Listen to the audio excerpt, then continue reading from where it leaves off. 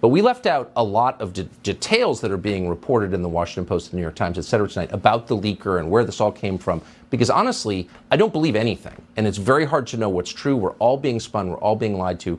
And we just didn't want to repeat the lies. So with that, what do you make of this? I can't think of an incident, Tucker, that reveals more vividly the real function of our nation's largest media corporations than what just happened here. If you're a real journalist, somebody who's devoted to transparency, shining a light on the most powerful government actors when they lie to the American people and informing the public, you would be celebrating this person who stepped forward and risked his security to show his fellow citizens that the government was lying about this incredibly important war with a nuclear armed power, that we have actual troops deployed on the ground in Ukraine. There's going to be no diplomatic resolution through at least 2023, that Zelensky is planning on using our weapons to strike deep into Russia, which we were told would never happen, risking escalation. He did the job of what journalists claim to do, which is showed the public the truth. If you work for the intelligence agencies, you would be furious at this person. You would hate him because he revealed that you just lied. He exposed the truth about what you were doing.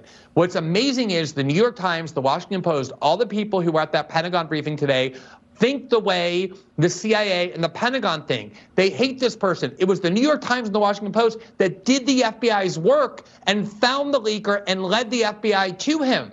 They're demanding that he be punished. They're demanding that the government clamp down and keep things more and more secret. What kind of journalist would ever do that, would want to see a leaker exposed and punished and then demand that the government keep even more secret? But that is what these media corporations are there to do. They love leaks when the CIA and Homeland Security tell them to leak. That's when they disseminate propaganda to the public, like they did during the Trump years when they leaked the transcript between Michael Flynn and Ambassador Kislyak, the most serious kind of leaking crime. The Washington Post did that. Nobody looked for that leaker. Nobody cared. Everybody cheered because it served the interests of the security state. But when it comes to transparency that undermines the agenda of these agencies and that proves to the American people what the truth is, it's amazing that these journalists are on the side of the government and will actually hunt down the leaker and demand that he be punished even more.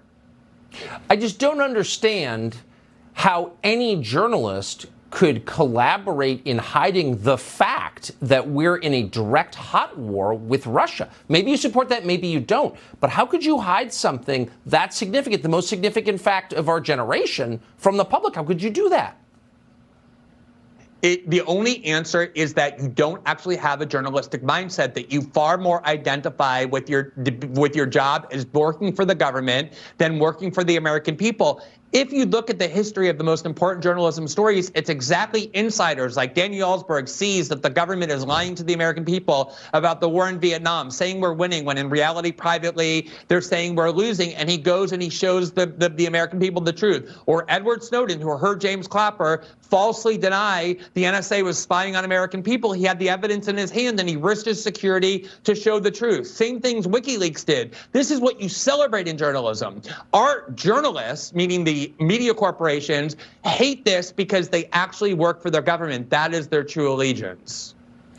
You have to defend truth tellers. You cannot abet lying. If you have an entire country based on lies, it just does not end well. You have to tell the truth. I think you're certainly a living example of that. Glenn Greenwald, thank you very much. Thanks, Tucker.